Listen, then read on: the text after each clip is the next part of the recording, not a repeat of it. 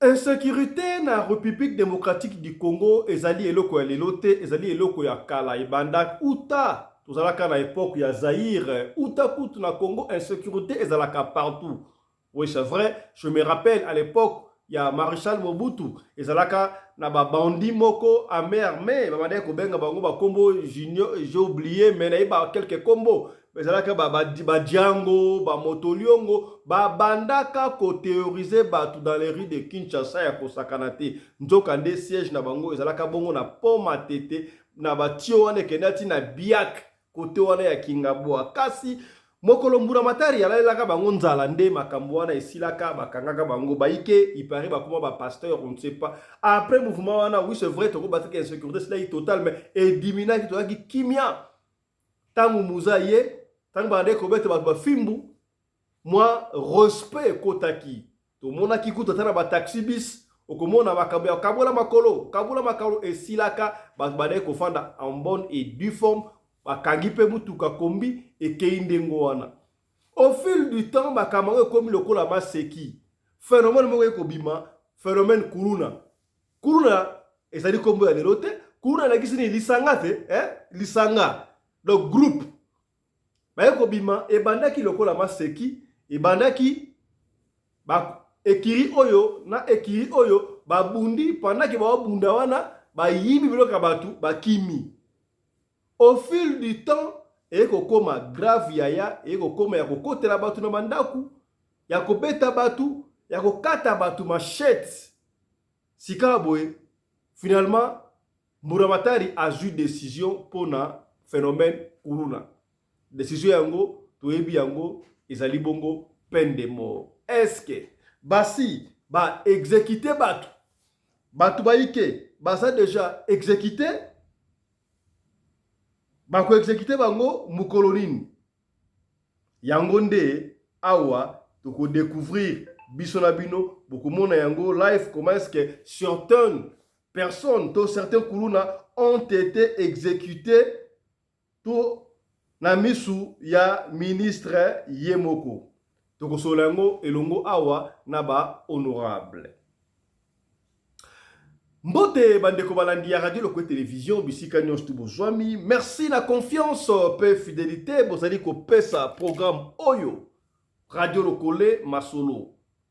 Na chaîne na bino Radio Lokole TV. Les loyo particulièrement émission spéciale tous na parlementaire na parlement choc et pas wapi tokota la makambu oyo ya phénomène kuluna ba papa balembi bato baike balembi. Qu'est-ce qui se passe au juste? Phénomène oyo ya kobomaka batu ya kosalaka batu mabe ezo kipete ba komiti na niveau ya ko violaka basi o basala zemi soki bolandi émission toute kosala kuna bomoni yaki comment est-ce que bino kuluna alandi mwasi o asana zemi bazo kende ko l'hôpital pour mwasi abota mai bana de kobima bazui mwasi wana 9 mois ba violé et mutengo ko intervenir ba quartier presque du PK ezo diembela et il n'a pas pu survivre. Oui, c'est bien, c'est vrai que moi si abota qui sur place, mais bah comment qui dans l'hôpital, bébé zali bien, maman zali bien, mais ndeko akufi, pas si akosakalate. Ba ike ba ikolelaka peine de mort zali malamute, droit de l'homme zali wapi, droit de l'homme, ba boy makambo wana ko ba batu zali malamute, ba zali quand même batu. Oh, c'est vrai, kuluna zali pena batu, na ebité ndeko boka beka pas fiston. Batu o ba ba kuluna ba zali batu, pendant ne komi na famille na bangote. Ce qui est comme la famille na bango, là ils comprendront que le phénomène oyo, ils allaient socialement se quitter. Là, qui a ngona ibandela awa. Là, qui a ngona ibandela ke, et là qui le kola maseki. Et comment que ça là ka ekiri o na ekiri o babundi na simanango ba yibi biloko. Et comment ya ko attaquer batu. Après 22h, 23h. Okozonga sunda kote ba ko attaquer yo. Liboso la ekanga bana mibali siko ezako kipete bana basi bazo kata bango maboko balongo lie chenette bakati batu na kingo do ba dégâts moko impossible to yamba kutu ndeko moko ancien kuluna oyo bakanga aza kutu en exil à Kimi, tu peux ça a été tout l'embarqué, ah, Bokanera, Alobaka, Basala machette, Tramoltina, double machette, Basala en complicité, alors qui yango, Naba Pouloussou Moussoussou. Donc il y a des policiers aussi, Kourouné. Mesdames et messieurs, cette émission, tout ça, honneur, il y a Kouzala Awa, na excellence, représenter un ministre, il y a justice, oyo akoyoka nyonso tout ba honorable bakoloba awa po apporter yango. Otindaki ba honorable baya awa na parlement choc baloba okombo ya bino o bakoloba ministre azana biso awa akoyoka yango. Et pesi mutu ko soit insécurité yango to kanchaki lokola zali kaka na ville province ya Kinshasa mais s'élargir. Et comme presque partout dans la République démocratique du Congo, il y a na Lubumbashi et pesi biso passe ya kosakalate ba machette et côté na Lubumbashi ba kati ba machette ba oti ko découvrir 5 corps na Lubumbashi ou en Tanchi ba bomi. Où allons-nous? Gouvernement a besoin de éradiquer ce phénomène kuluna oyo. Est-ce que ba autorité mususu, ba politicien mususu, baza derrière phénomène oyo te? C'est ce que nous allons découvrir dans cette émission, mesdames et messieurs. Alors, na côté que la vidéo avant la paix, ça va être honorable. Bolanda, ce qui s'est passé à Lubumbashi. Ton andango ensemble, Nabino. Suivez. La ville de Lubumbashi, en particulier les quartiers Belari et Kamalondo, se sont trouvés dans les fortes tensions dues à l'insécurité grandissante.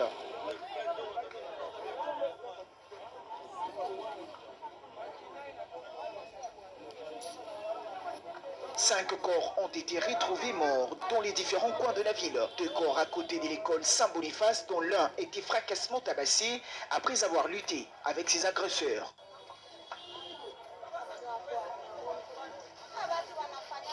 On peut voir sur leur corps le coup de machette, situation qui déplore la population.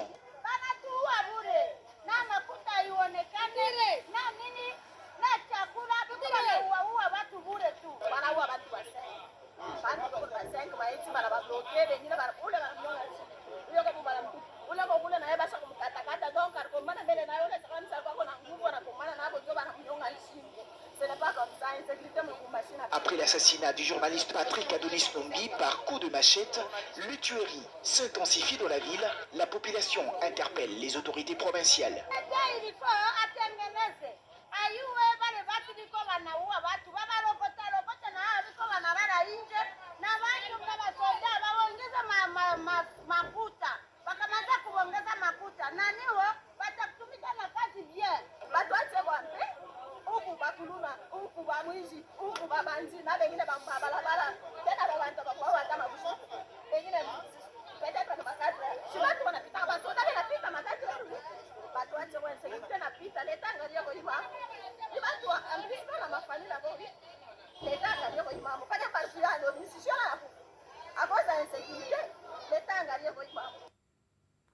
Voilà.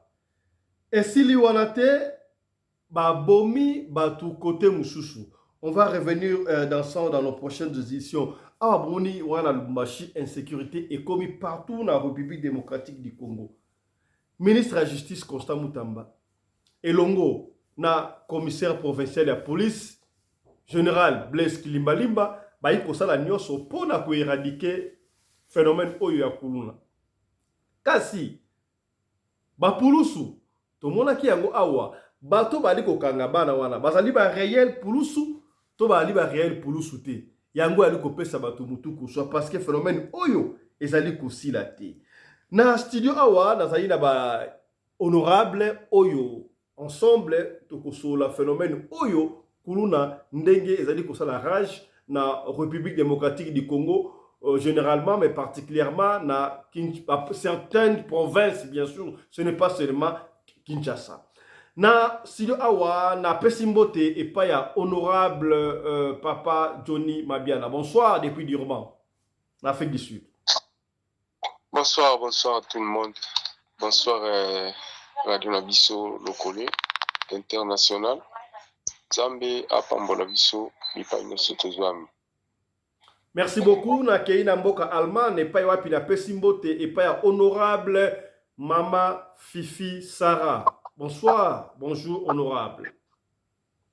Bonsoir Papa Festin honorable, bonsoir à tout le monde émission le Kamala na Kimanyos. Merci beaucoup na Kenya Afrique du Sud cette fois-ci na Johannesburg et pas wapi na Pesimbote et pas ya honorable maman Nene Bopikiliki. Bonsoir honorable. Bonsoir président honorable papa Pelende, bonsoir na ba honorable Nyoso, maman Fifi, papa Johnny, maman Mami, commandant Anderson na PCP Mbote na radio Lokole la Nyoso radio Lokole TV na technique Mobimba ya radio Lokole TV Mbote na bino. Voilà, merci beaucoup. To Kenya France et pas wapi to Pesimbote et pas honorable maman Mami. Bonsoir honorable. Bonsoir, Papa Fiston. Bonsoir, honorable Nyonso. Bonsoir, Père, Excellence, Ozali Nabiso. Pona koyoka, oyo tokopesa, malba tokopesa pona makambo kuluna oyo. Bonsoir. Merci beaucoup. Je rappelle encore pour la deuxième fois que nous sommes assistés dans ce studio. Tout ça, excellence représentant, il y a ministre Constant Mutamba, Oya Koyoka Makambu, Oyo Botindi ba honorable, Baya Kolubayango. Est-ce que peine de mort au bâtier, Ezali Malambo, to Ezali Mabe, phénomène Kuluna Oyo. Comment est-ce qu'on peut éradiquer ça? Kuluna Zali Nani? Est-ce que Kuluna Zali Shege? Shege Koma Kuluna? Kuluna Koma Shege?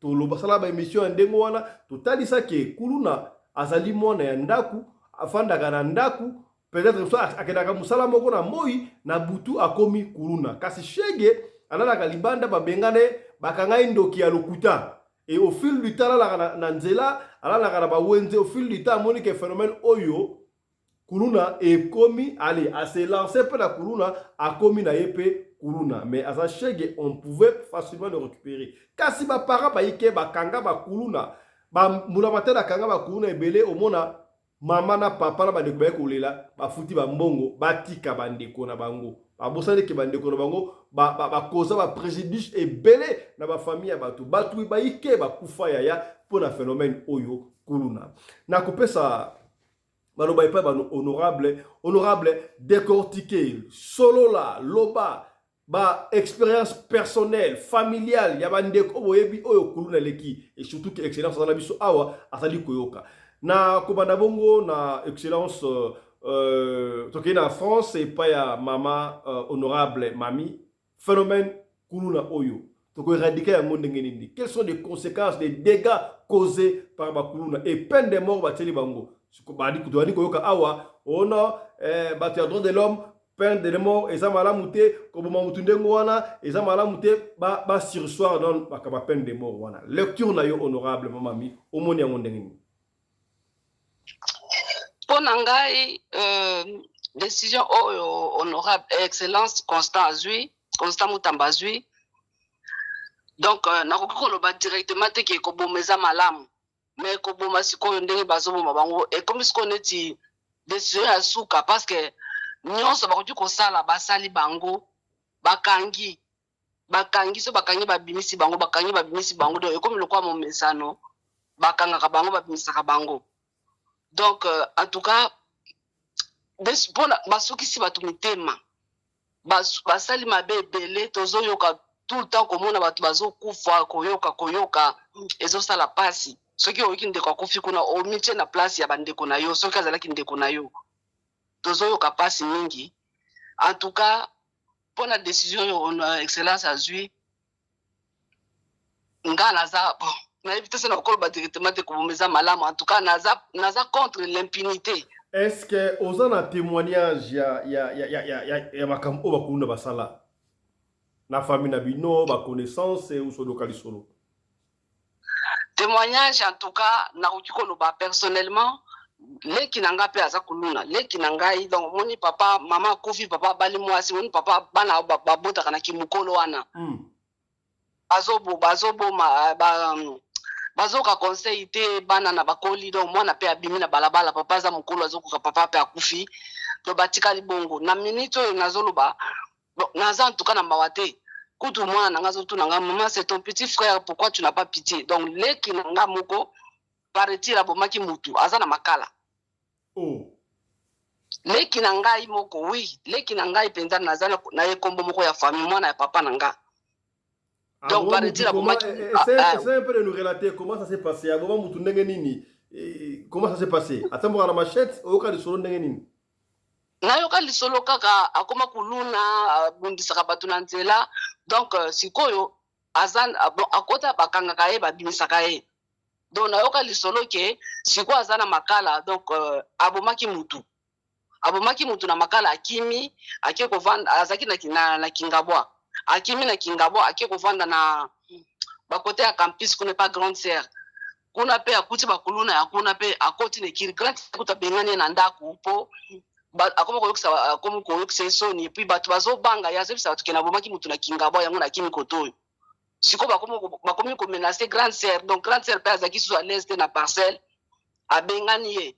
Tama bengani yake na quartier wana na avenue wana kuti bakuluna mususu wana akoti pe na kiri wana komi kovana neti na bango. Et wana esalami depuis quand? Ezali Tsiko yaza na prison il y a pas longtemps, donc ça fait 2 ans qu'il yaza na prison. Mais Excellence Constant Mutamba a libéré qui ba prisonnier belé ba kuno ya azaki liberté? En tout cas na yoki sango azaki liberté ba période moko azaki maladie grave, azaki mana état moko critique. Na tunité, mais en tout cas na ibité soka azaki libéré banga ba ibisanga na ibité en tout cas. Bon en tout cas pour ngande naza bwe naza ta na mawana yete na ibité parce que pour tamusu naza musika. Mais donc peine de mort soki pe zwi ndeko na yo eza problème te parce que azoko cause ba préjudice na bato ebele, n'est-ce pas? Oui, bon en tout cas moi na nguta zoka mo ngana zo tunanga est-ce que boye ba bomi pe désiré te azolo maman tu parles comme ça de ton frère ngabi bon mon frère azo ba bato wana bazo souffrir, ba famille na bazo souffrir, c'est mon frère même. En tout cas je suis contre l'impunité. Punition za kuchiko pesa mutu azosala mabe, je suis pour. Donc le quoi souki si batu motema o eza décision ya souka penza bazui. En tout cas bon, on ne peut qu'accepter parce que souki si batu motema, qu'est-ce qu'on peut faire encore? Décision ya souka kaya ngwana po babanga au moins ba batikali bavanda na ndako basala suma kambwana te batu bazala tranquille. Merci. Asa leki nanga pena makila na ebite soka okufa kuna soka bakuboma yebo. Afuti masumu na ye Bible le biwa kuboma na mbeli bakuboma na mbeli. Donc, ce qui a coupé, c'est ça. Merci beaucoup, maman, mamie. Voilà. Ça, c'est un exemple à suivre. Il y a Monique qui m'a belle l'équipe parce que Bakanga, Limba. Moi, je me demande, tant où vous allez comme Batu. Moutupena, Makambo, moi, je ne comprends pas. À l'époque, quand vous allez au la Kinshasa, même les bandits armés, il y a série wana. Babanda, comme Batute. Au comment na bandi, ba côté les Nanda, kuna Minduki, bazo grimace bino kaka. Koboma été mbandi asolo koboma été to sera bloko to kende, mais sika e koma soki ba côté libino soki bozana 30% chance de batiki bino sinon te liwa. Il y a des quartiers où e koma empty to en anglais, ba quartier tikala vide, ba kima loko la guerre te ba kuluna ba koma kotia loi koleka kutu na policier bazo kobanga bakuluna. Ça c'est quel phénomène? Allez-y. Ce qui est très grave parce que bazo simbela ngope bakisi. Donc bazana mawata ya mukete ya batu il faut kaka kolongola pe bango koboma pe bango kani bazo sala parce que bazo simbela ngo bakisi bazo zanga mawa akuti ko yokelo mawate bazo kotela ngo bakisi po bamona ka bango te. C'est ça le problème. Mais à côté qui si l'état fait qui c'est le korambula matarité mbula kangana batu ya kisi.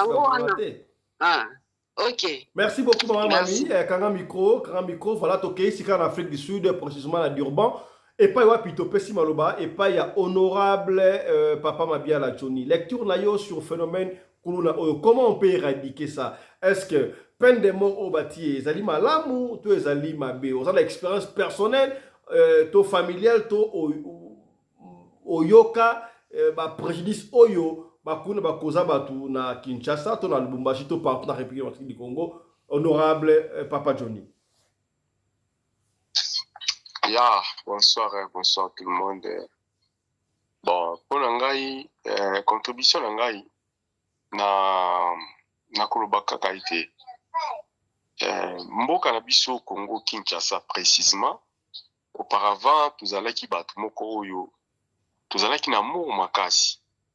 Nga moi je me souviens na tango nazalaki kokola soki bakangi mutu neti bapolisier bakangi mutu na misu na nga donc eza lokola okangi na ngai fo na ya natia mpenza désordre botika mutu wana donc nakoya nakotuna bino na bokangi mpona nini donc fo opesa nga raison moko ezali valable oyo nga nakomona ke yes bakangi mutu oyo azalaki moyibi ou bien asalaki crime mais soki kaka mpona o parce que tosengaki ye mikanda aza na mikanda te wana en tout cas nazalaki donc et puis ce n'était pas moi-même ezalaki mpe na bato ebele banda kosala babiloko wana tu vois l'amour ezalaki à tout le monde banda kolinga te ke mutu azala na badifficulté azala na pasi kaka ndenge olobi wana ke des fois omona bakoteli bino na bandako na bato ya minduki me bazoboma te eza kaka baminduki na bango eza mpo kaka bagrimase bino bazwa babiloko baza nango mposa mais lelo oyo tokomi komona les choses échangées.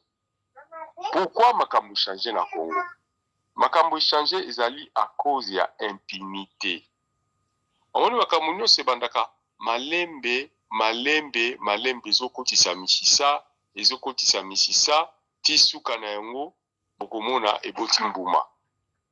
Soki tozwi kaka na bastandard international tokomona mboka oyo Haïti botala lelo Haïti ndenge komi soki batuni babandi wana pourquoi bino bokomi ti na niveau oyo kobebisa mboka na bino nini réponse na bango ezali non voilà biso soki toza na minduki lelo ezali bapoliticien bango moko nde bapesa biso minduki babandaki kosala bongo mpona bainfluence na bango ya vote ainsi de suite mais moment donné ceux qui bazui bokonzi na bango bakipaka biso sous bien te mais biso toza na minduki siko tosala nini toza pe na balare te il faut biso to débrouiller donc baboma batu donc plus de 5000 personnes bakufi na kati ya capitale pona makambu ya kibanditisme donc ozomona batu quartier mobimba quartier kauka babandi bazwa bandako ya batu bakobona bandako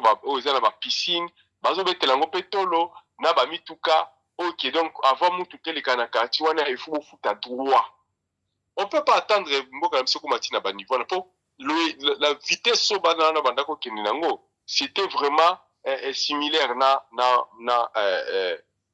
Haïti. Bon mpona makambo neti ya peine de mort nga nazali vraiment 100% koappuye yango. Pourquoi? Soki totali na mboka moko mosusu awa na katika ya Afrique babengi yango île de Gomore. Bolanda histoire nango lolenge mboka wana ezalaki. Donc il banditisme ezalaki na niveau level moko oyo ezalaki ko surpasser. Bacha président oyo azokoka te bacha oyo net pe na Haïti eza quand même ba changer ba gouvernement mais bazokoka te babengi même ba soda oyo bauti na ba étranger lokola ba Kenya bawapi bazokoka te parce que le banditisme comme sous plus fort et puis bazosala yango na bakisi na bango. Maintenant na île de Gomore tango ozosala mabongo bato bazalaki déjà fatigué donc le banditisme est gagné au moins 80% ya capital donc batikala ka na 20% capital. Alors président oyo bayaki kovote awa bavotaki ye ya jeune kaka ndenge mutamba ndenge aza wana ye pa bon voilà ngai faut nazongisa kimia na mboka eloko nini asalaki asali penda raid contre babandi abi donc boskive bango te donc bozosala bango penda chasse à l'homme bao bakangaki batie bango na prison pour rafale bango asalaki kutu prison mosusu ya munene babi prison na eza munene peut-être koleka ba prison no sa monde ouais donc esalemi na monde quoi et achaba misusu na kati kuna bozo kufa kaka kuna na kati lilomboka na bango ezonga pena en ordre. C'est ça. Eza ba loi ya talion. Donc soki mutu azosala mabe eza bokende kolengela ete obo commissaire soki les bâtisseurs ou arrive bon soki bo commissaire les bâtisseurs batu ba o bango babomi. Soki bo commissaire mutu les bâtisseurs bobongisi eti. Mais bolandela pe batu oyo bango babomba ba famille wana peut-être babomba ba parents ou bazaki na bana na bango batiki bango ba orphelin. Donc yo pe gouvernement zwa charge na bango. Eza bango nyonso te bakoma bâtisseur. Nga mpo na nga ba bâtisseur bazwa ba oyo bazali lokola ba shege parce que bazala musala te. Mais ba o bazo boma. Non, wana il faut pe bazwa mbanu na bango po ba comprendre que non mabe eza mabe malamu eza malamu. Ce n'est pas quand il y a comme ça mabende tout le monde babandi en Afrique ici, babandi ba mère mais baza bien en Afrique ici. Ce que bakangi bango bake na prison mukete babimi mukete babandi susu makambo moko kutu denema abazo poser ba question po ba chaki yo monika ndinga za la so bazo poser mutu question ba zipi longi naye azo bangai mundu kinde ezali eza travail nanga parce que nazana musala te nekutu nde nazabu notoko boma des policiers nazu minduki na bango nazana ngo awa eza cop nanga na bomaki na kota abi akota e prison na 2009 asali 10 ans bimi na 2010 tanga bimi na 2010 abomi lisusu mutu akoti na prison ayeko bima na 2018 nde yango azasko na babor na na maboko asala ka musalana. Imaginez-vous siko mutu alolenge ana ya boma kaka bokoti prison bobimisie bokoti prison bobimisie pona na nini. Ces gens-là sont vraiment inutiles, baza inutile na mboka, il faut l'éliminer. Po biso ba OP to koli na Congo to tangi na Congo to zwa pe ba misala te. Est-ce que to sala ki banditisme? Non, nga la tala nga bibo le kwa musala zo mona te na se lancer na nga na ba business na banda nga okende ba intérêt muke pe ndenge na zwa ki ba position na ngai. Pourquoi ne pas aux alatana moi mémoire ya ko se développer. Honorables, qui sont ces gens-là qui menacent le ministre Constant Moutamba que non droit de l'homme, est-ce que ceux qui vont exécuter le droit de l'homme et Kolanda Constant Moutamba, est-ce que le pays va peine de mort, droit de l'homme et la Narabango, bon, ceux qui vont le dire que le ministre Constant Moutamba Balandaye, bakanga pe président ya Comore. Oyo abomana nous imaginez-vous que 80% ya pays donc ya capital et comment qui na maboko ya babandi. Combien les bandits bazala qui peut gagner déjà 80%, bazala qui énormément bazala qui belé aboma bango tout ata moko tatikala ba batikala ba bazwa ba chance ya kokima ba ko batama batika pe minduki ba koma normal bakeni kangai États-Unis yango moko États-Unis peine de mort aux États-Unis. Peine de mort les gens aux États-Unis. Tout le monde sauvé côté na Google la peine de mort aux États-Unis. Mais comment est-ce que bango bako stopper biso droit de l'homme droit de l'homme mani. Droit de l'homme eza mutu azoboma mutu aza libre et puis mutu abomi aza akendo fele wala ne droit de l'homme. Wala ça dit nonsense. Droit de l'homme ceux qui le but droit de l'homme faut ça équitable.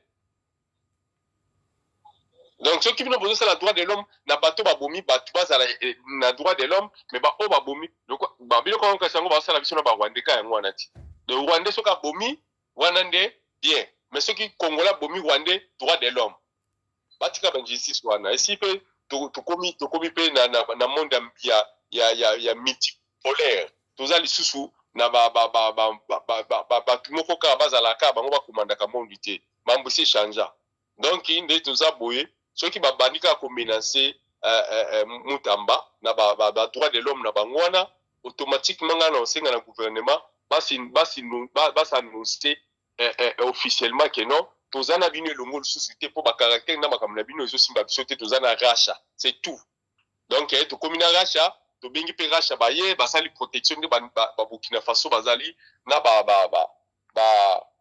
Mali ba komina moment. Merci beaucoup.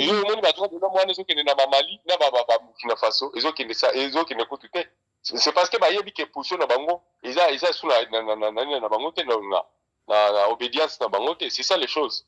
Donc nous pouvons pas rester toujours dans obédience ya bato moko balingaka biso te bazo tia biso ba injustice bazo mona makambo zo sali maana eza normal. Congolais kufaka na est, Congolais kufaka na centre, Congolais kufaka na sud, Congolais kufaka et pas la bango ça dit absolument rien. Est-ce que l'État Nabiso est incapable d'éradiquer ce phénomène Kuruna? Non, ce n'est pas incapable. Le problème est que les alliés ont décision. Mon décision, le quoi décision nous doit miwana na mission a batumso azolo bana bakati la bango bakalme koti. Donc bamisu a komi pene na calme. Nan koute ça la 6 mois te. Donc ceux qui toko lo ba 6 mois de yango. Mais ceux qui tobeti nango 2 ans, kuluna na komona lisusu. Bon, conseil kanga na kopesa gouvernement na biso bameka osala ndenge nini bameka kosala ba atelier ya ba atelier lokola ba menuiserie mais ezalaka déjà wana ezalaka déjà eza moke bakendaka déjà eza moke basala yango mpenza ebele na bakote ya bamaluku Kinkole Kinshasa bakongo bakananga ware bapasi par là maintenant bayebisa bagene tous les jeunes oyo aza na besoin koyokola métier batieli bino métier gratuit lokola en Afrique du Sud tozalaka na ba institut oyo tobengaka ba institut ya skill ba institut ya skill soki moto azwi diplôme na institut ya skill ntango azokende nango na université bazwaka ye bakoboya ye ti mpo awuti na formation moko oyo ezali approuvé na gouvernement. C'est-à-dire soki moto asilisi wana soit na menuiserie na yo bien tokolobaka soki asilisi mpe na maçonnerie na ye azwi nini akokende mpe na IPTP a continuer. C'est comme ça. Donc papier oyo akozwa wana eza na valeur ekokota nango akokota nango IPTP même si aza na diplôme d'état te. Donc biloko wana faut basala yango comme ça ba jeune oyo bakozala na posa musala po bango bakokende bakoti gouvernement futa minerval na bango. Mais soki sikoyo esali ke baye ko retrouver ba jeune oyo bazali inutile na kati ya société bango baza na besoin ko contribuer te ou bien ya ko évoluer te bazaka na besoin ko boma batu nde batu wana faut ba pendre bango même na miso ya batu oyo batikali bamona ne baninga bazokende kufa po bazwa pe mayele. C'est ça. Moka ko changer te na kobatelaka batu kolengelaka batu kobangaka batu azobenga bino tokoya kokanga bino bozobomba batu bolengi siko mukolo nini batu wana bakoya kobongisa mboka na bino mukolo nini. Donc il faut qu'on taille la décision. Donc c'est un peu ça. Merci beaucoup honorable tongozongela lisusu topesi maloba pa ya honorable Maman Nene Bopikiliki. Merci beaucoup pour la parole, président honorable. La PSPMBOT na son excellence Azana Psonali Nazoyoka. Merci beaucoup. En tout cas, ngai na koloba pona mamba bakulu na oyo eseleki eleki mingi moni nga za pour son excellence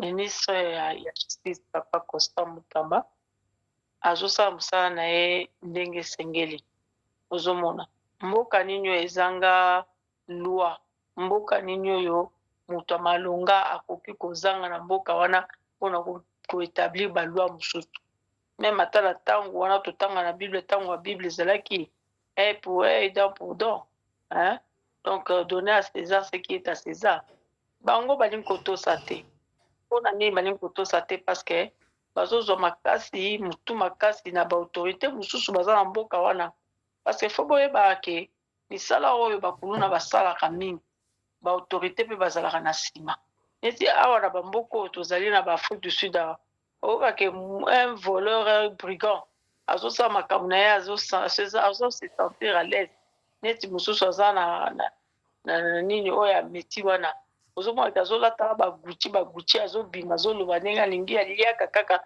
bakomandaka biloko oyo aliaka abomi bato ebele alors moto andenge wana inutile kuta kosambisa ye parce que soki osambisa ye une fois okotika ye toujours te azala toujours na trial donc azocontinue azobengisa na cote na tribunal mpo ayaka ase présentaka na ntina nini mpona nini parce que autorité moko aza derrière makambo wana bazomona ndenge nini bakoko exécute ete ozomona mais mpana biso makanisi oyo ezwami ndenge son excellence azwi makanisi oyo ya kozwa bango ya kobimisa bango koboka bango eza eloko malamu bamama oyo bayebi ke baza na bana oyo bayokaka te c'est le moment botangisa bana bino bobenda bango matoi soki bayebi soki etika mwana akende na centre ya nani ya nini comment dirais-je akende na centre récupération mwana wana tika ye akende ozobanga mwana akende na centre obi akende kosala mosala soda akende koyekola bamétier ozobanga pourquoi bino bozolinga bana na bino bakoma toujours bakenda koboma bato parce que soki abandi makambo wana na ndako ya kobundisaka bato ya koyibaka biloko otiki valise boye valise ebungi na bilamba donc ekomi lokola likambo mosusu donc yo ozomona ngo kaka ezobanda na ndako na yo kosuka mpe kawala te akobima mpe libanda kosala ndenge wana yo lobi okomona mwana na yo na libanda basi babomi ye na bandeki kopekisa ye na ndako azoka te babomeli nga mwana mpona nga kolela mpe nga mpona nga na kolela te parce que ezali une bouche de moins parce que yo mama ozoloba na mwana benda mwana matoi ozoka benda mwana matoi kosala eloko te bana mingi bakenda kozwa mpe bakaractere mosusu libanda aye na ye na mipepe na ye ya lesoin nazalaki kuna ya kinshasa na biso okobima libanda te so okomi 18 heures na matetana okobima libanda te ta mosusu na kitambo wana babomi mpe mwana moko akitambo wana na kamba bilo mwana ngo akufa kaka boye likolo nini azali koya na ndako azozonga na ndako bakati ye machete akufi bakulu na bato te baza bato baza na baesprit moko impure ozomona bazomelaka bamakila banyau mpo mutu mwana ameli makila ya nyau azwi diamba atieli abakisi likolo donc ye mpenza akoyoka mutu te ozomona na kote mosusu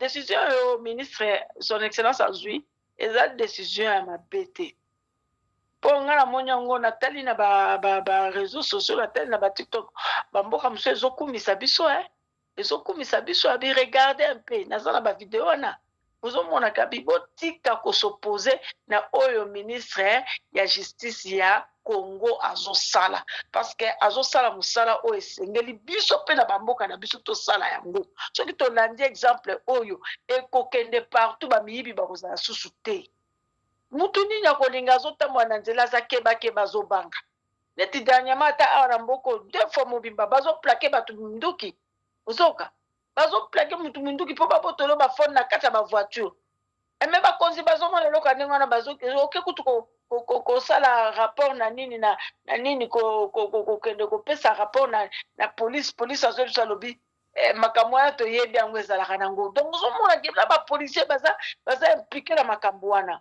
me na ntango mobutu nga nayebi papa le fait papa capitaine Ngoyi azaki na nini na Lubumbashi kuna atina bakolozi soki akomi wana muyibi nyonso ata yibaka ya ndenge nini muyibi akolimwa akoyiba parce que bazaki kokanga bango so okebi te kutu babomi ye mpe na era mobutu ye kutu bande kobenga ye babi azaki babande obenga mukishi baza kobenga ye aza ranger po soki akoti place wana muyibi azala na ville nyonso soki kaka capitaine Ngoyi akoti bango nyonso balimo tolingi bato ya ndenge wana bazosalela patrie tolingi bato ya ndenge wana oyo bazobunda bitumba oyo bayebi ke nalingi eloko oyo te eya kosali ye réputation ya mboka na ngai mais biso bamama tozobota bana bazoloka te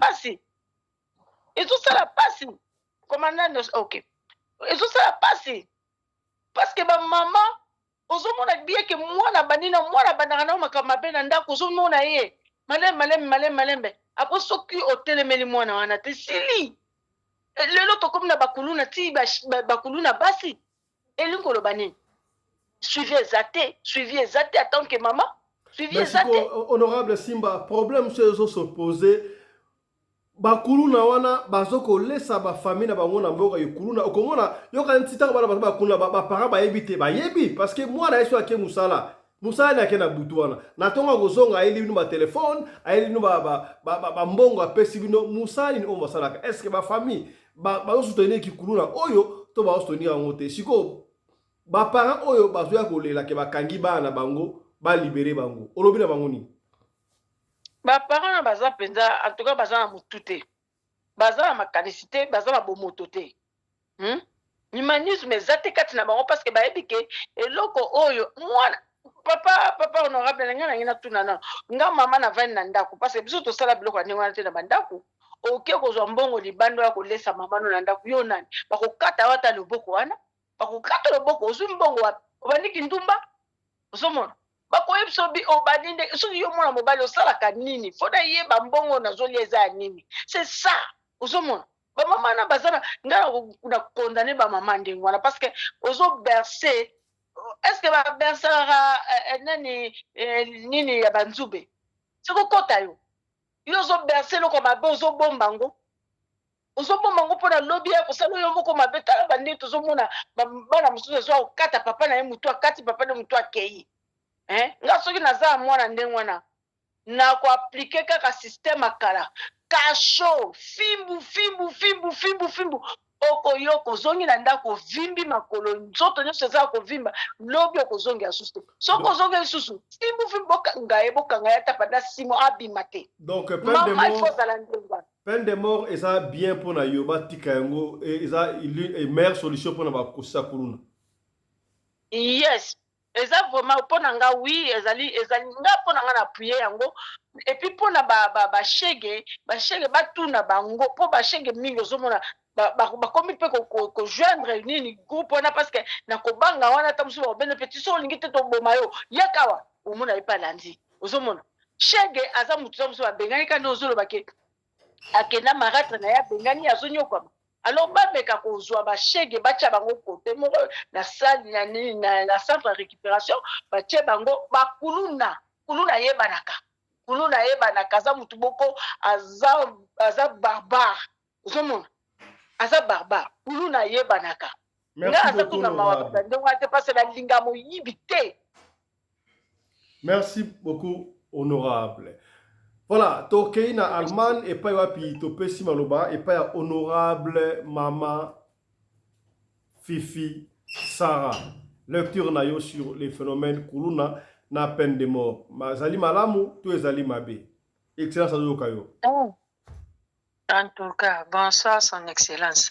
Normalement phénomène wana eza malamu te ata muke te. Ezokisa na mboka soni na insécurité yango donc soki otindaki mwana na pokwa soki azongi te motema pasi na kati soki bozobenga bozozwa bango te kaka kobanga ozomona mpo nga mona viva yango na 2013 bana kuluna baza kwa bademon ya mike bazobunda bazobamba na mabanga donc moyen ozwa transport okei na flat eza te heureusement flat mo ezaki na territoire wana soda wana tanga moni trouble wana abeti masasi likolo ali nde bana ngo bakimi soka na yo na mokili na balabala 19h depuis mokoni biso koli na Kinshasa moto na ndenge na ye ozali kosoko moni soda tala losako osepeli motema ekiti soki okuti ekoma soko moni basoda kobanga ye makasi po oyebi kaka makambo mbongo ekezala wana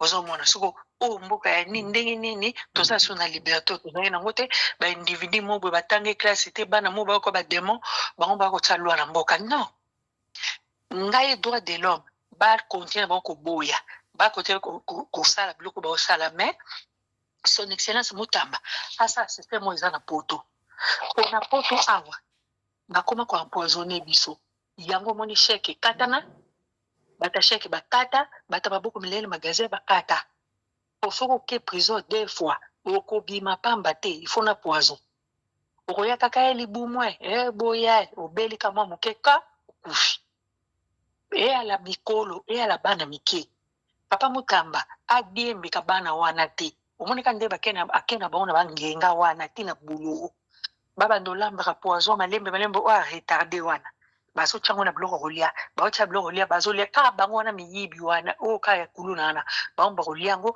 babanda okufa malembe oyo kaka batieli ye 1 mois azonga akele ozongela mosala akele kufa pa mama na ye mpo ezala bien abanda osala ngo mpo na Allemagne basalaka mpo biso ove na poto awa tovandi oka baoyo bamilo bapayako okoyoka ke mopaya alonga te balwa na bango donc soki oza mopaya fo miyebelela soko biso sikoyo na mboka na biso tozala nango fiere toza na bana moko oyo tokomi moyen kolala pongi eza te na mokonzi ya mboka kimi etili ezalaka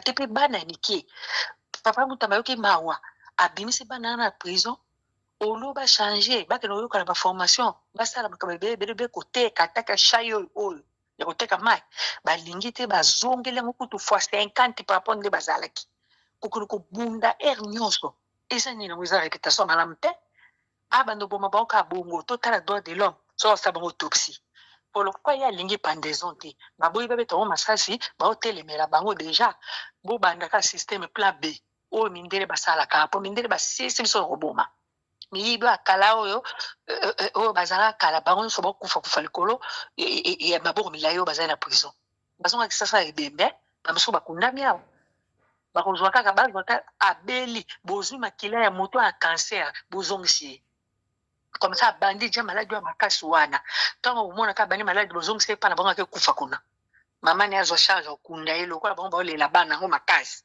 bo bando sa bongo poison akekufa kuna bapoison retardé wana malembe comme ça bolikide bango basila baoyo baotika na ndako mokonzi mboka luka solution bosali bango baplace oyo ya récupération comme ça basala baformation bon ti mpe tokende ti mandeke na kosila bokoyokela mpe pepele biso mawa bakonzi bokomopesa biso ata social ata $100 chaque famille biso bapapa basala ba 30 ans mosala ata retraite ezalaka te tozolala kaka na bapasi do soki azalaki na bana te mbe asa kufa kala tata wana 80 ans ata infra na ye azwa te asali na baindustrie na kisasa akebisala te mpa mobutu ata mwa infra kaka complication na complication na eloko complication te complication tokende kozwa mbongo na so otindaka na weste complication nyonso kaka eza pasi peuple nini oyo mama oyo baengage na social ministre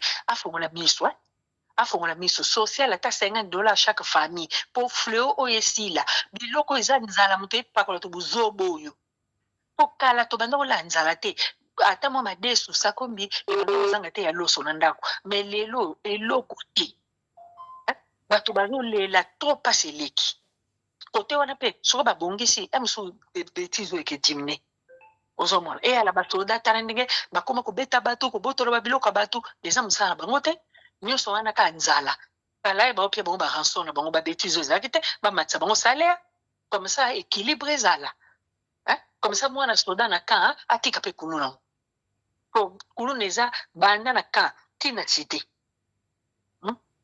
ozomona siko bato basala bana masoda bakuna bana masoda ya kuna bazali papa mikolo elekaki ya bakanga ya bango makasi ava babimisa periode babimisa bano na prison kuna na kalufungula ezalaki likambo fiest na bango bakenda kozwa bango na kalufungula eyalaka kokolo na 24 wana sisi baza kobima kuna bana wana banda kokanga bango mpe e bango motif to raison baosala kulu eza nini bana masoda baofuto apparente kasi basalaka mike na nzala te po soki papa ozwa mwa mbongo ya bien soki aosomba bilo ya olia yo okesani na balabala biso tokolaki mpo tobanda kolia bien ata thomson tozali tous les jours na babadesu mais totikala osala babatrouble mosusu te na bamobulu te na bakindumba te mpo ya kolia ebanda komonana mais lelo komona mwana 12 ans aza babala oluka mibali eza bien te eza bien te malamu biloko wana ebonga mokonzi ya mboka abongisa social mama ya social alobelela na bato mpe ata chaque famille ata $100 na afrique na congo mpe towana bangunda bazwaka mbongo te bazwaka mbongo mboka ya na mbongo boye pepe wana kolalaka nzala te tokozanga courant te mai te mpe kozanga courant yango ezofavorize babwetizo poso courant eza te na butu bakotela motu yango bazokobuka bakota bato poso courant eza biloko mosusu boye esalama te société mpe na bamapango ya bato te basomba mapango na bango baconstant bosomba bamapango bosomba mapango baoteka bosali basociété ya bien basociété ya bosala bacontener si onte bozosopa biso na poto tozoka soni makasi soni mpenza ya soni okomona mwa litaba yango na Ethiopie wana na litaba bokomaka te na bapembe na mapango ya bato botelemisi contener wana ya contener wana ya bureau ya leta te bureau ya leta eza chic il faut ezala impeccable e à la commune na biso ya biso na matonge wana tala ndenge eza kitoko te kalamu ekobisali te bakobongisa yango bazwi bamagasin botie liboso bokangi mpona nini bitekateka baketeka na wenze komisa moto ozoyebaka société yango oyo awa commune mais soki oleki wana ozoyeba te wa commune sali te eza kuna ya kosakana te batolete pourkui koreflexionne te babuka batongi ya sika anatanda bakobuka mopanzi moko mbala osu soki koto esili bobuki kuna malembe déjà bolonga bato na babala c'est bien bon mais eya na bacommune il faut ezala impeccable ozomona botali mpe bana yango ya miyibi oyo batangi classe bakele mosala soda ni bobuto sa bonka po to lembi pe to lembi nanzala surtout le kambo ya socialo bo chango pa ke ba ministre na biso bo luka solution comme ça nzali diminuer na mboka bo ça ne va pas na libanda to social ba sa amerika ni mbongo bo pesa na commune tena ba commune de communalité pour nini na ba chef na sa commune il faut qu'un rapport au tête des villes pourquoi pesa ba responsabilité te rebongisa ba commune na bango ba gérer ba mbongo ba wenze comme ça ba tonga ba veni ba longola ba salité ba contrôler rango et ça la te que yé mbongo no so zwa na rapport faut qu'un pas gouverner allez gouverner moi ya cité zate tozo fanda na dega moko sakana te dans na ba quartier beaucoup somba mutuka te o tshela lupango po e baba la bino za wenze pourquoi toza la condamner à souffrance à bon aussi longtemps toza ba congolais biso nyonso non biloko musu faut ba revoir en pena la lettre to lingi mandat na bino ndambo etikali vraiment to fongola miso il faut biso situation bonga surtout ya social na ko lia ba po ba dega oyo e kata po maman o asala aza retraité ata za cadastre soka zora mo 50 ne chaque mois besana yi po muto asali ba na musala ba 20 ans akozo 500 na mois na mbongo na ya cotisation o ba no kata pourquoi pas il faut pas ça bato ba 13 000 francs 18 000 francs pourquoi il nécessaire ko ça bêtise ndengwana bato ba cotiser on ezala kate siko biloko boye ekozoma solution ndeni era basodo ba retraité bana bo sa dega bokoma na banganda tina kata ya zone na commune ezala te au moins pena ka kokolo bazoteka masanga ba na ka chachi ba e biloko na ezala kate ilaika ba cantine ba soldat est-ce que ba soldat to ba cantine basali ba mo ko nzabo basali ba hôpital mais baza cantine te biloko ole ba pesa bango chaque mois on ne sait pas to yebite biloko wana nyonso wana faut kozwa solution na yango poso tozwi solution nango te banditisme ekesila te bajango bandoko eyiba na ville babandoko kotela biso pena na cité rarement mais bana oyo balie biso na cité topema te bino bakonzi bolala ponge bongo biso tozolala te kobanga ngaso na yeki sasa 19 na koko mwana soso 19 na zongi flate likolo kobanga na koko ya kobima 6 heures te soki na oya mwa 11 heures kobanga banga taxi mo matala moto ya te yani biloko ya biso yebaka yango te na kokola na biso mpona nini soda mbongo malongo eza te basoda apatie ya agida bobandi ye na 1000 euros 1000 dollars bobandi kopusa ko boli kolonga dollar na mboka te bobandi na 1000 comme ça basoda baolanda baomata prix mpo mo équilibre ezala osoki ka basa 50 wana bakoyoka te mobulu ekesila te continue na bana na bango basoda mosusu mpe mutu baokotela bato na tenue civile eza normal te normalité ndalo yo il faut arrêter donc ça le gouvernement monte ça ba jeune comme la kaka passe boy pour nani to yo kana ka bongo te biso bundeli DPC plus de 27 ans na poto il faut tout le monde a solution nango. Merci beaucoup honorable. Voilà.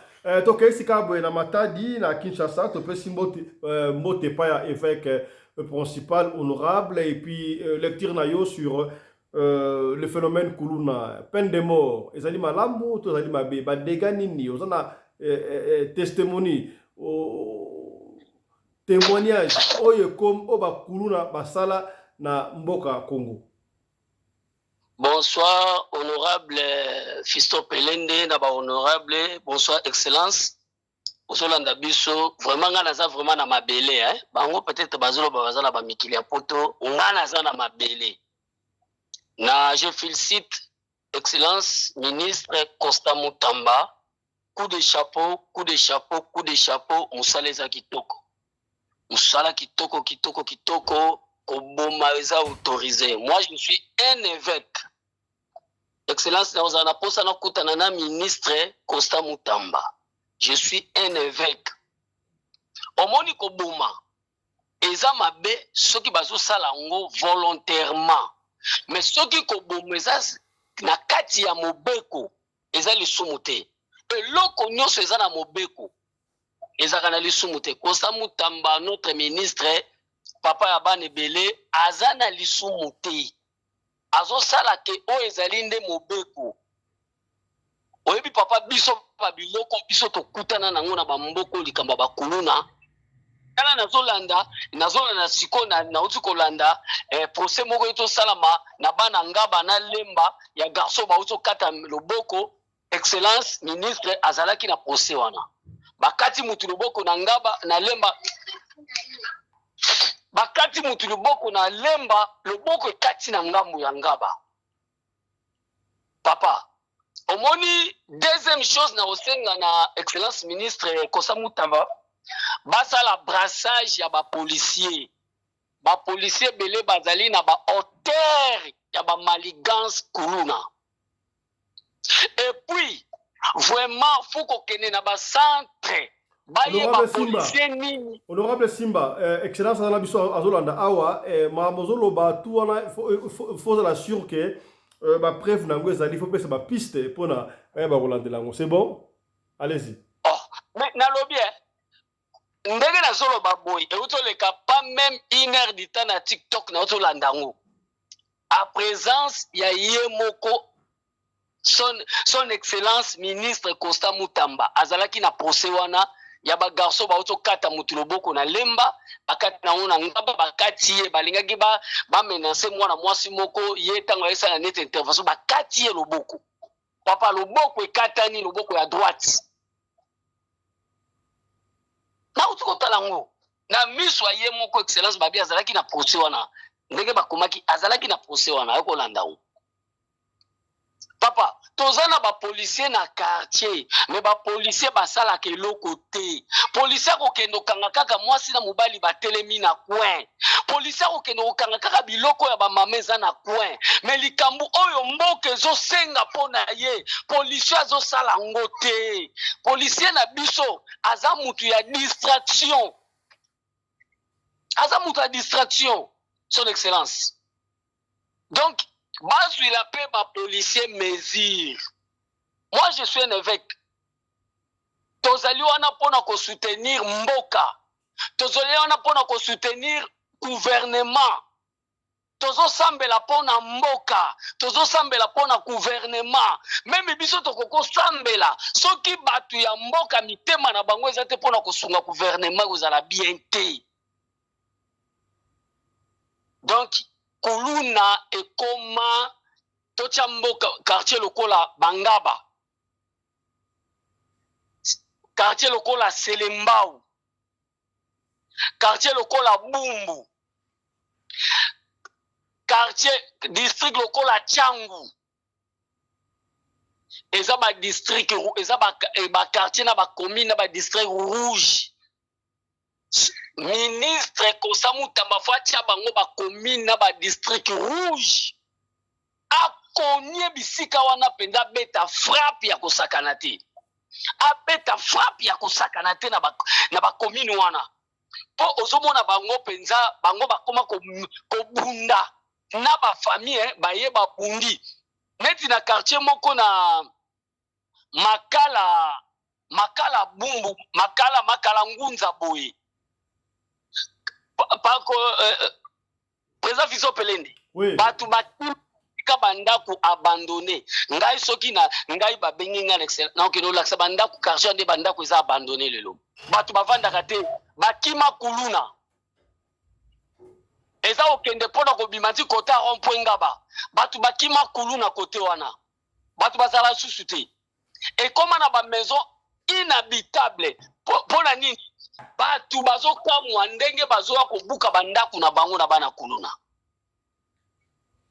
excellence alobi baza sejina likambo déjà donc kobomeza mabe te papa baboma kaka siko bakanga na bafamille oyo papa mwana aza kuluna surtout ezalaka soki bakangi mwana kuluna bamoni kaka para na ye aye koreklame bakangi ye bakanga ye pombela oyo bazobeta mikolo nyonso papa na fazwa mwana na vanti na mabele soka moni mwana zoka te azwa mwana na inde bakende kotika ye volontaire soki ake kotika mwana ne volontaire akosala prison baolakisa mwana ne musala mais soki bakangi mwana ne na champ de bataille bakoboma ye son excellence coup de chapeau na musala bozosala nzamba lola apambola bino.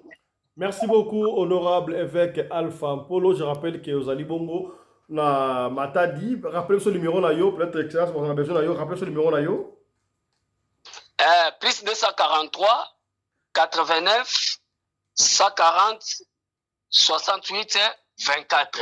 Plus 243 89 140 68 24. Excellence, évêque principal Alpha Mpolo Oskem. Merci beaucoup, le message est passé. To Keibongo na Johannesburg, précisément, enfin je disais, voulais-je dire, to Keibongo en Afrique du Sud, précisément na Johannesburg, et Paiwa Pito Pessi Maloba, na honorable commandant Anderson Kongolo de Djobour. Je rappelle que Azali porte-parole, il y a une communauté congolaise dans l'Afrique Mobimba. Lecture nayo sur le phénomène Kourouna, dégâts au Yoka, Yoka Kilokola, phénomène Kourouna et comment en Afrique du Sud, est-ce que c'est vrai ou c'est faux? Et peine de mort, et ça m'a tout dit, honorable commandant Anderson.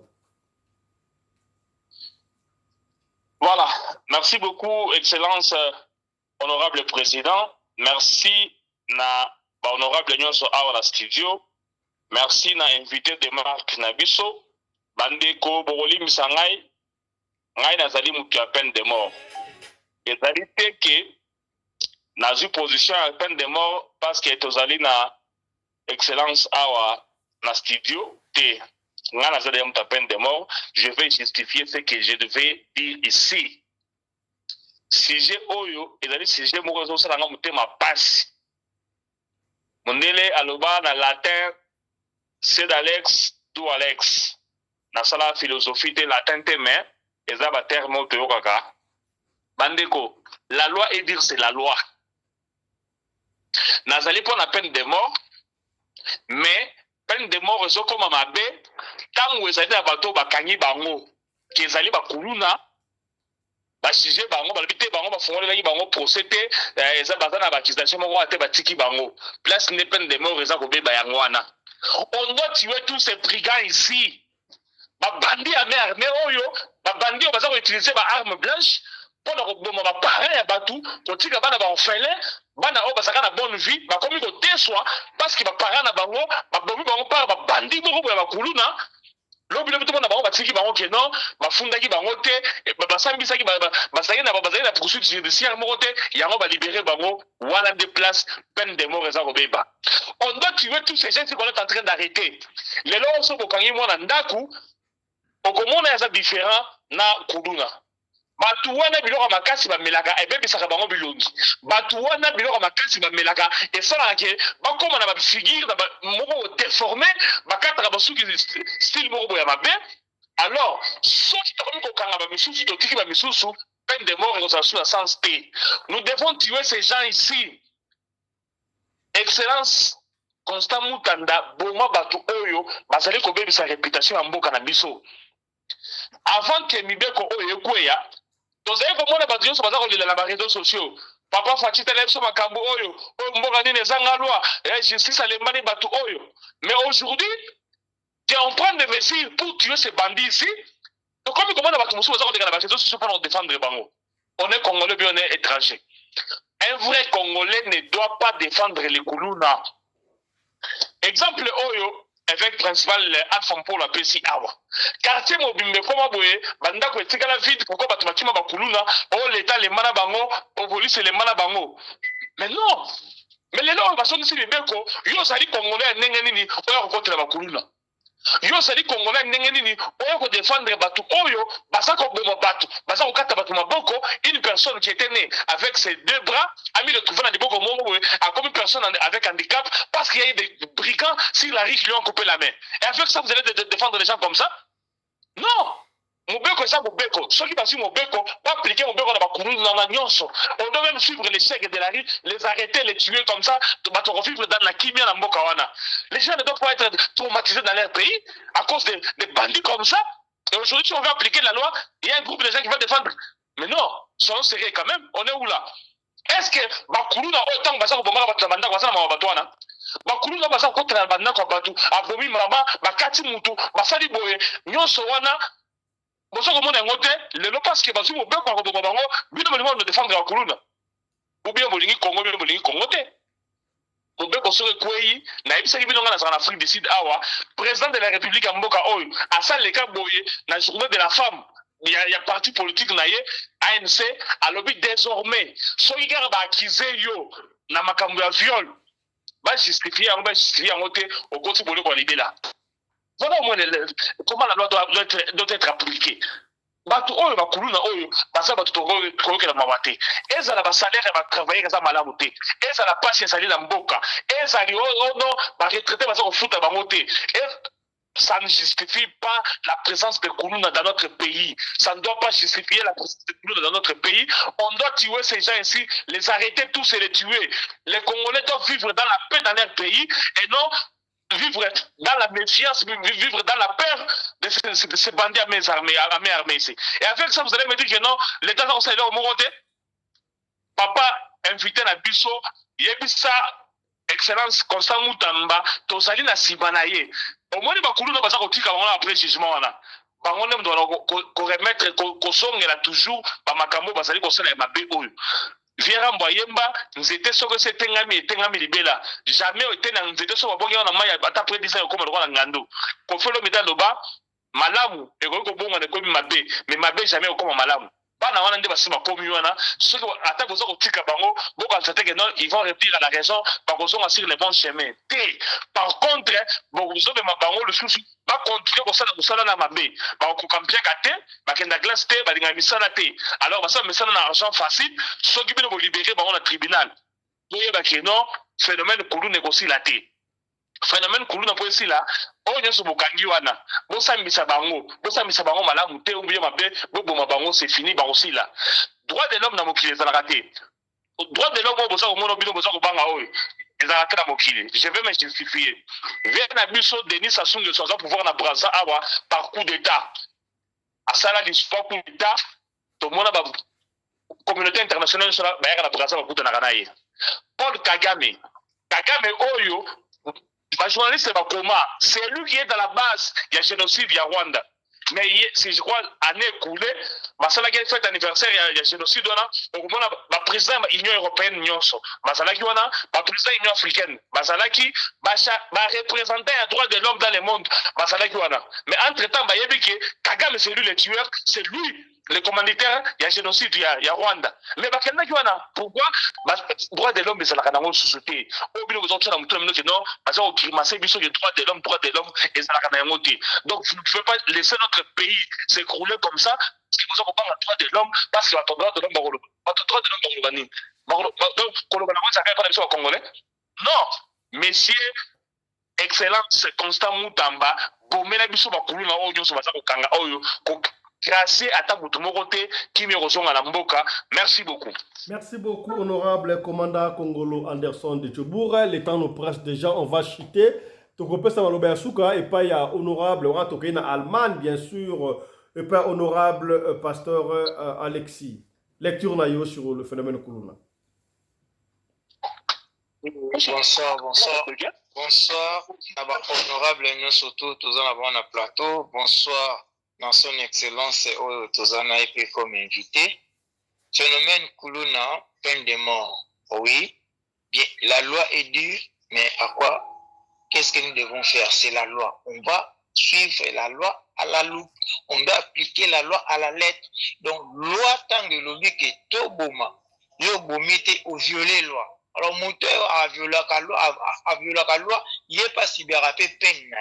Alors, pour loi, on est dans la violette, alors il faut appliquer en haut. Et on a moni, loi et lobby, Nabakoulou, Nabongo, Kebabouma. Nous sommes pour la loi et non, nous sommes pour Constant. Pour constater. Pour constater que l'Ongwanaï. Le ministre a Kouyawana, ceux qui ont éliminé la loi, a toujours soutenu. Donc, je ne soutiens pas, mais c'est constant, mais je soutiens la loi. La loi est dure. Maintenant, qu'est-ce qui a créé le phénomène Koulouna? Déjà, Koulouna, les a tout baptisé Koulouna, mais en vrai, ce sont des bandits avec des armes blanches. Ce sont des vrais bandits. Pour Bazako Bouma, il y a des armes blanches, il y a des armes de guerre, avec des tout, Bazala, bana basoda azui arme papa ne akesa nango dégâts et le monsieur humble mais je vous arme penza de guerre Alors, Moutamar, qui a un soko juillet, alors, on dit légitime défense.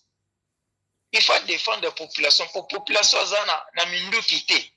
Azana ba, na ba instrument na te, ya ko défendre na kuluna. Alors, loi siko e bimi liboso, ezo sala rôle, ya légitime défense pour la population.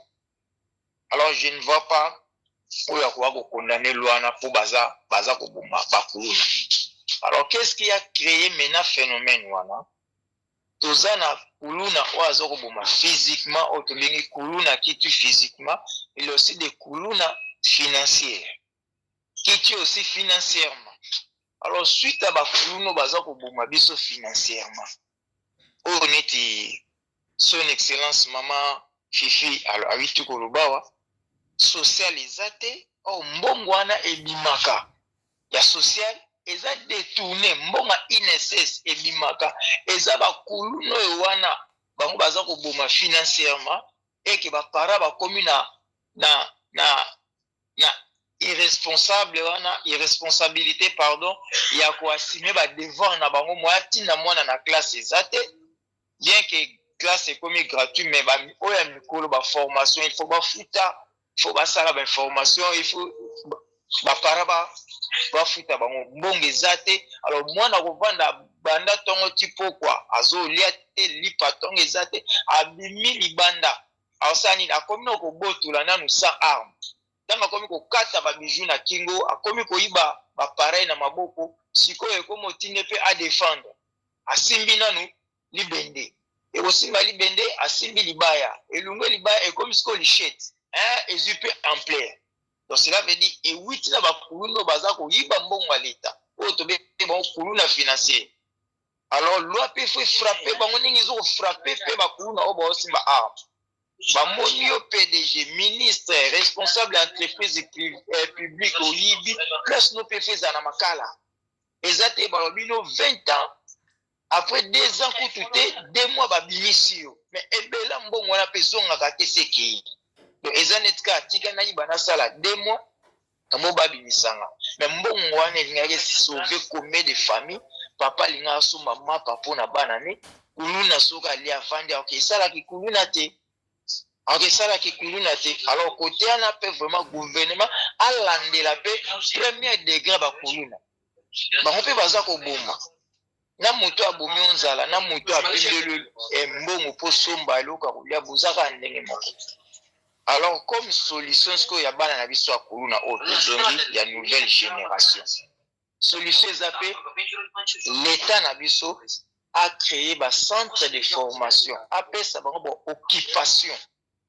Ba centre de formation si na c'est na lobelongo to lobelongo na émission a créé ba centre d'électricité, ba centre mécanique, ba main d'œuvre, ba centre ya menuisier, plomberie et tout consort wana. Tant ba créer ba jusqu'au à moins cher ou bien gratuit. Ba pesi bon responsabilité moi na tanga zola mukatongo azako kende azongi après midi azesu na tante il faut attendre donc l'état te penza ba garde fou moko ba loi mo strictement sévère na bana wana pour batanga tanga silisi ezata silisi azonga kuluna pour pesi musala pour pesa ke formation il faut pesa pe na musala l'état a créé sikoyo ba kiti to formation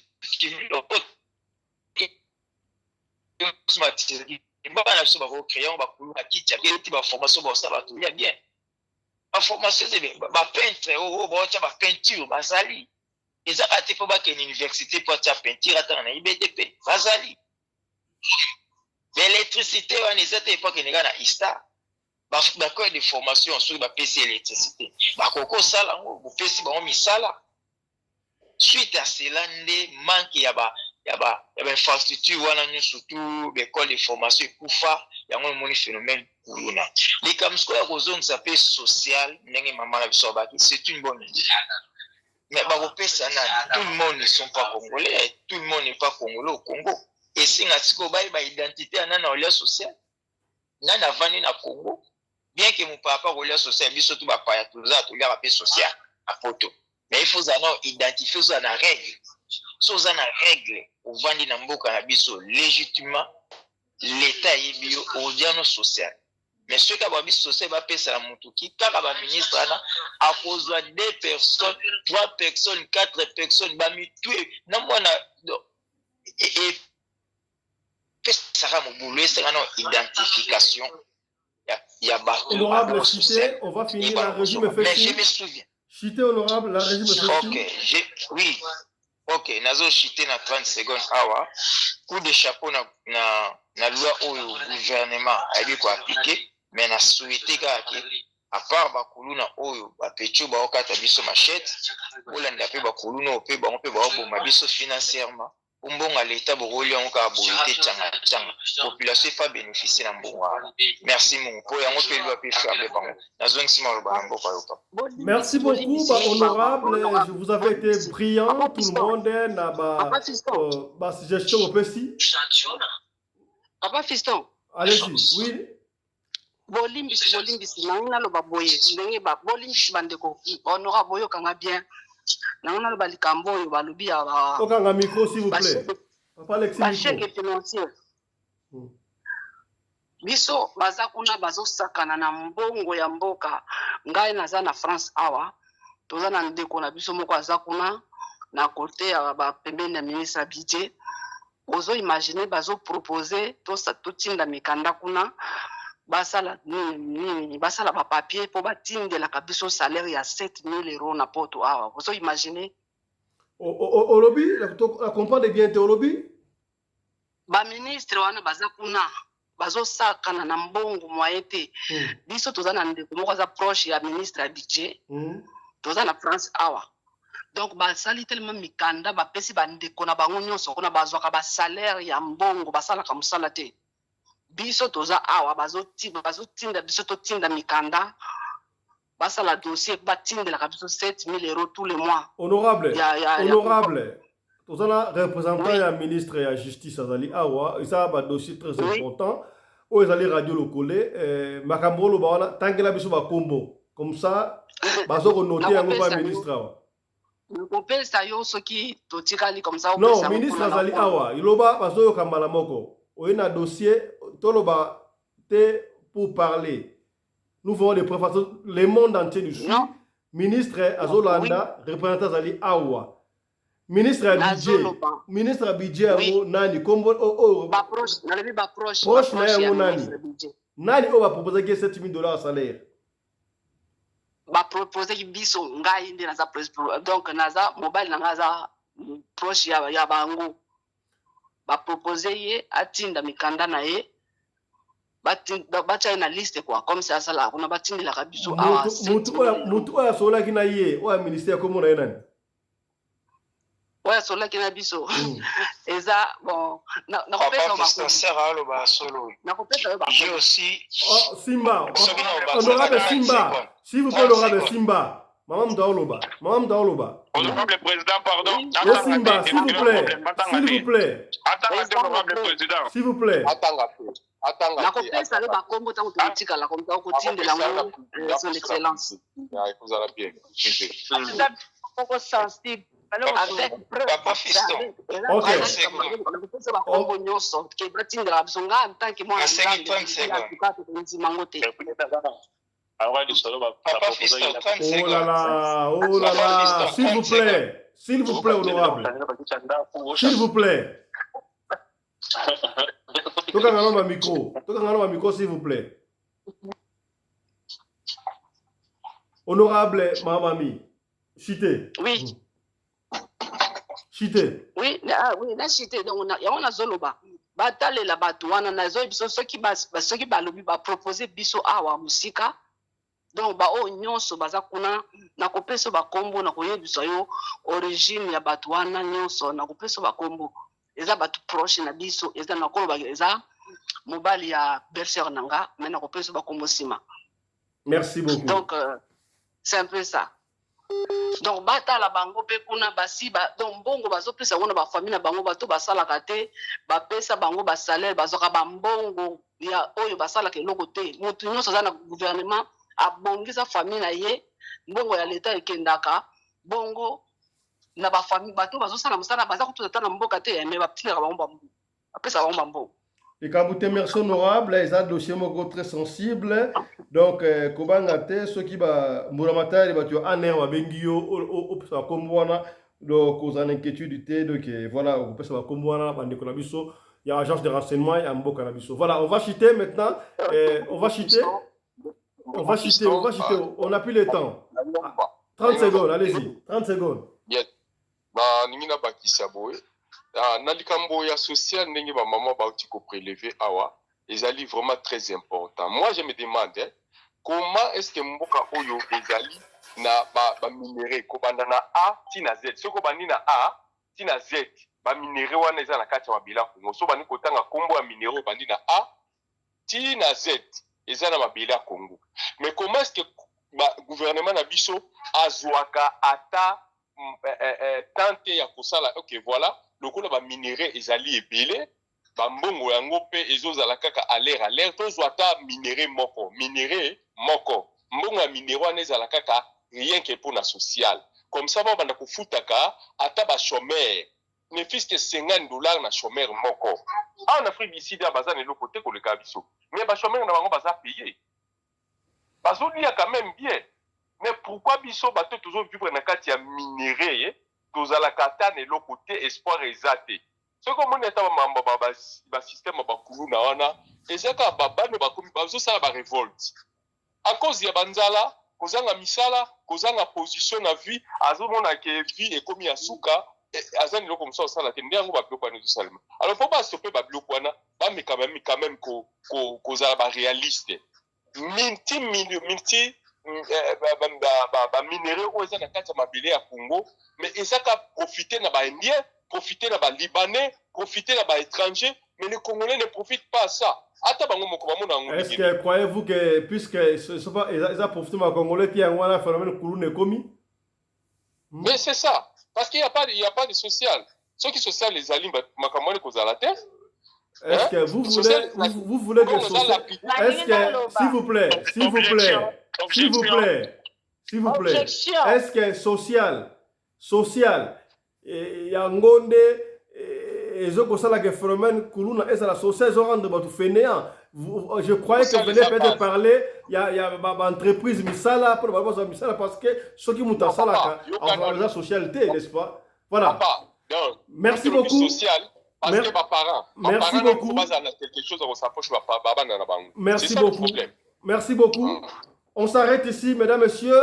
C'était un grand plaisir de vous recevoir dans cette édition spéciale où on a le représentant du ministre Constant Mutamba. Honorable, vous avez été brillant.